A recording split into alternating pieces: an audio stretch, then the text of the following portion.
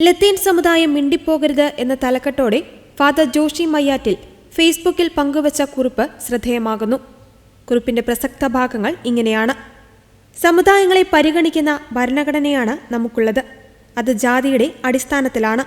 പിന്നോക്ക വിഭാഗങ്ങളെ സംരക്ഷിക്കുവാനുള്ള ജാഗ്രതയുടെ ഭാഗമാണത്. രാഷ്ട്രീയ പാർട്ടികൾ ഈ പരിഗണനകളെ തരാതരം പരിപോഷിപ്പിക്കുകയോ ചവിട്ടിമെതിക്കുകയോ ചെയ്യാറുണ്ട്.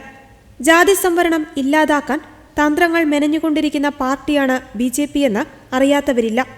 കോൺഗ്രസ് ആകട്ടെ ജാതി സംവരണത്തിന് വേണ്ടി ഉണർവോടെ നിലകൊള്ളുന്നു എന്നാണ് അവകാശപ്പെടുന്നത്.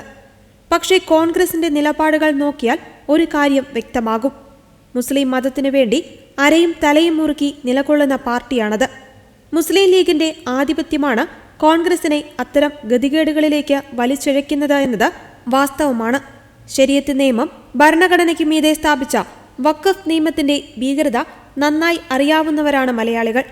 കേരളത്തിലെ സംവരണ ലിസ്റ്റ് എടുത്തു നോക്കിയാലും സമാനമായ ഭരണഘടനാ വിരുദ്ധത വ്യക്തമാകും.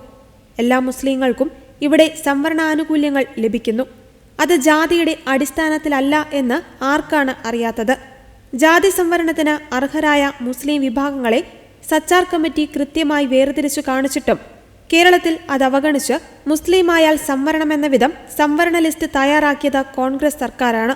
മുസ്ലിം ലീഗിന്റെ സർവാധിപത്യം കോൺഗ്രസിന്റെ മൂല്യങ്ങളെ വിഴുങ്ങിക്കളഞ്ഞ ഇക്കാലത്ത് കൊച്ചു കൊച്ചു സമുദായങ്ങളുടെ പ്രശ്നങ്ങളോടും ആവശ്യങ്ങളോടും അവകാശങ്ങളോടും കോൺഗ്രസിന് പുച്ഛമാണ്. ലത്തീൻ സമുദായത്തിന് ആൾബലമുള്ള ഏകയിടമാണ് കൊച്ചി, എറണാകുളം പ്രദേശങ്ങൾ.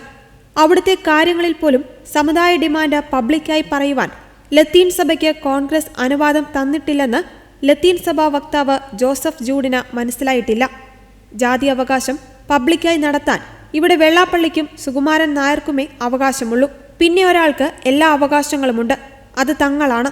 തങ്ങൾ ജാതി പറയില്ല, മതമേ പറയൂ. മുസ്ലിങ്ങൾക്ക് വേണ്ടി തങ്ങളോ തങ്ങളുടെ സിൽബന്ദികളോ എന്ത് ചോദിച്ചാലും പബ്ലിക്കായാലും പ്രൈവറ്റായാലും കോൺഗ്രസിന് പെരുത്ത് സന്തോഷമേയുള്ളൂ. അത് 6ാം മന്ത്രിയായാലും ഓക്കെ എന്ന വാക്കുകളോടെയാണ് ഫാദർ ജോഷി മയ്യാറ്റിൽ ഫേസ്ബുക്ക് കുറിപ്പ് അവസാനിപ്പിക്കുന്നത്.